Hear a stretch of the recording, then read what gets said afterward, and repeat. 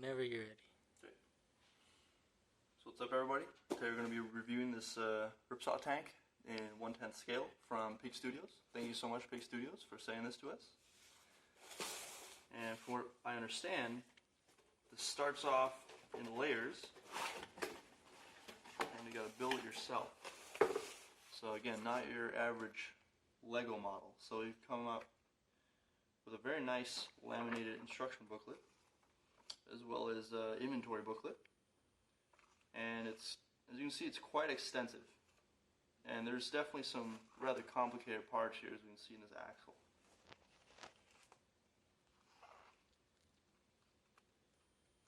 But incredibly detailed, so as long as you take your time, you should have a great looking Ripsaw tank by the end of this. So let's take a look at the actual pieces. So start off here on the side, we got our treads. These are nice sturdy rubber. Imagine there's probably some sort of metal in there to make sure that you can handle all the terrain that you're going to be driving it over. Got a bunch of accessories here on the side. Here you can see some of the shock absorbers for the rollers.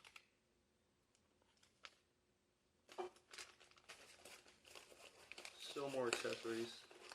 Put these to the side for now. And we've got our second tread, of course. After that, we've got the pieces of the chassis. So let's move this to the side. This looks like it's probably the bottom right here.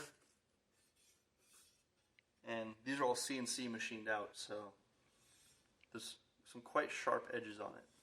So just gotta be a little bit careful about cutting yourself on accident. The upside is these are incredibly precisely machined and very sturdy as well.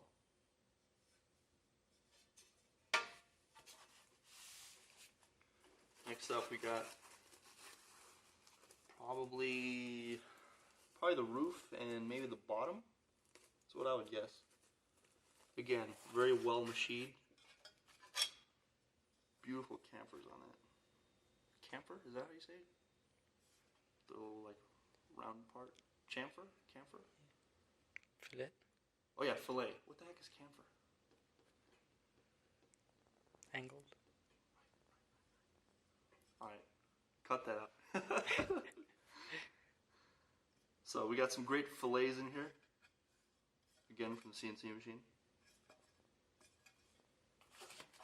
Our next bit is the two sides of the chassis that the treads are going to be rolling along.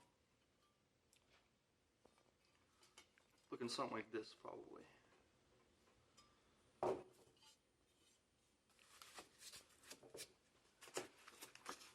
Next up, in the chassis. A lot of parts in this, so make sure you're very vigilant so you don't lose any of it, because these aren't even the small parts yet.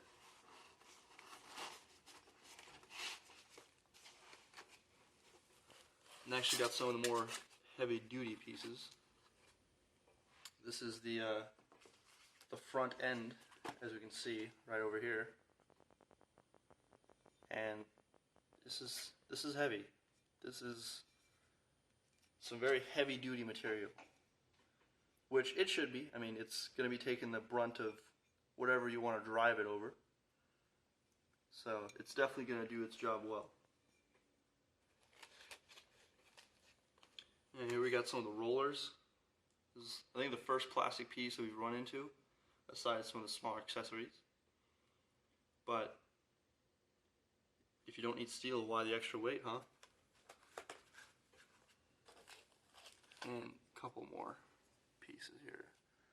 I haven't done too much research on what most of this is. As you can see, I haven't even built it yet, so it's going to be very exciting once we get started on that.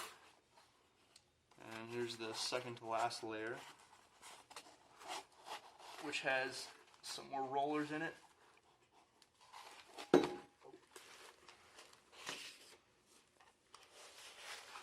Some more rollers, I imagine more partially axles. But but very professionally machined, very sturdy.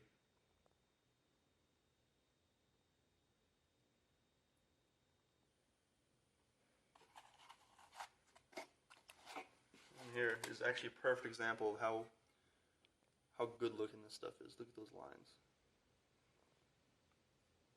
Stuff that really only an engineer can appreciate, huh?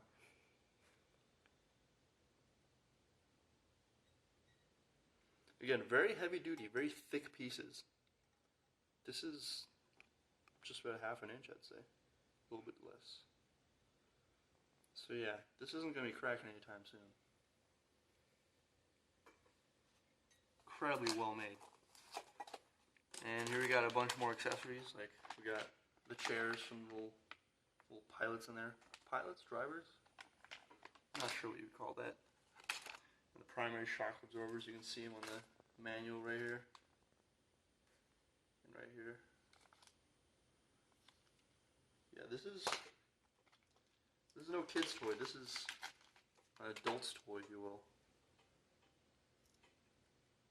Can barely push it together with my hand. But yeah, awesome stuff. Great work. We're very excited to start building this, and we want to thank PigStudio again for sending this to us to review and to build. We're going to have a lot of fun with it. Thank you so much.